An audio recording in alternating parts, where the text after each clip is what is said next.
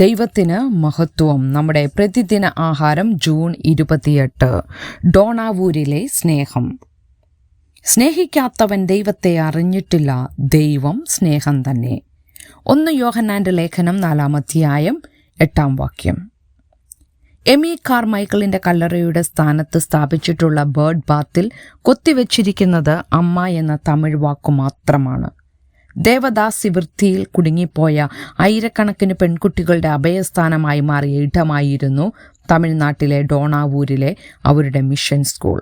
അവിടെ ആദ്യകാലങ്ങളിൽ പല രാത്രികളിലും കൊച്ചു പെൺകുട്ടികളെ രക്ഷിക്കാനായി അവർ സാരി ധരിച്ച് സൈക്കിൾ ചവിട്ടുമായിരുന്നുവെന്ന് പറയപ്പെടുന്നു.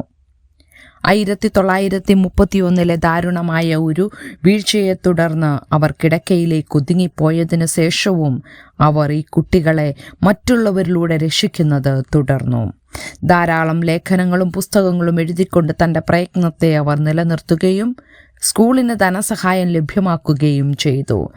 എന്താണ് അവരെ എമിയിലേക്ക് ആകർഷിച്ചതെന്ന് കുട്ടികളോട് ചോദിച്ചപ്പോൾ സ്നേഹമാണ് കാരണം, അമ്മ ഞങ്ങളെ സ്നേഹിച്ചു എന്ന് അവർ പറഞ്ഞു. എല്ലാ സദ്ഗുണങ്ങളുടെയും മാതാവ് സ്നേഹമാണെന്ന് ചിലപ്പോഴൊക്കെ നാം നമ്മെ തന്നെ ഓർമ്മിപ്പിക്കേണ്ടതുണ്ട്. യഥാർത്ഥ സ്നേഹം ക്രിസ്തുവിൽ അനുഭവിക്കാൻ കഴിയും, കാരണം ക്രിസ്തു സ്നേഹത്തിൻ്റെ മൂർത്തീകരണമാണ്.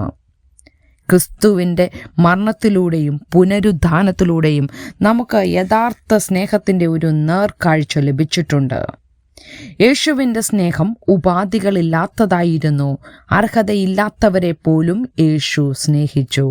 ദൈവം നമ്മെ സ്നേഹിച്ച വിധത്തിൽ നാം സ്നേഹത്തെ വീക്ഷിക്കുമ്പോൾ അത് എങ്ങനെ പ്രകടിപ്പിക്കണം എന്നതിനെക്കുറിച്ചുള്ള നമ്മുടെ വീക്ഷണത്തെ അത് മാറ്റുന്നു. യേശു സ്നേഹിച്ചതുപോലെ നാം സ്നേഹിക്കുന്നില്ലെങ്കിൽ നമുക്ക് ദൈവത്തെ യഥാർത്ഥത്തിൽ അറിയാൻ കഴിയില്ല എന്ന് മനസ്സിലാക്കാൻ അത് നമ്മെ സഹായിക്കുന്നു. ഭൂമിയിലെ ഓരോ വ്യക്തിയും ദൈവത്തിൻ്റെ സ്വരൂപത്തിൽ സൃഷ്ടിക്കപ്പെട്ടവരാണ്.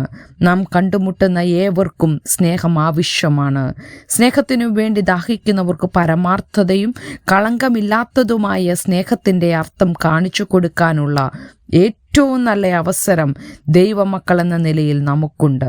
ഡോണാവൂരിലെ അടിമകളായ പെൺകുട്ടികളോടുള്ള സ്നേഹത്തിൻ്റെ മൂർത്തി രൂപമായി മാറിയ എമിയെ പോലെ നമ്മുടെ ഓരോ പ്രവൃത്തിയിലും വാക്കിലും ഇടപാടിലും യേശുവിൻ്റെ യഥാർത്ഥ സ്നേഹം അവതരിപ്പിക്കട്ടെ. ചിന്തിക്കുക, ക്രിസ്തുവിൻ്റെ സ്നേഹം നിങ്ങളുടെ ജീവിതത്തിൽ എപ്രകാരമാണ് മാറ്റം വരുത്തിയത്. ദൈവത്തിന് മഹത്വം.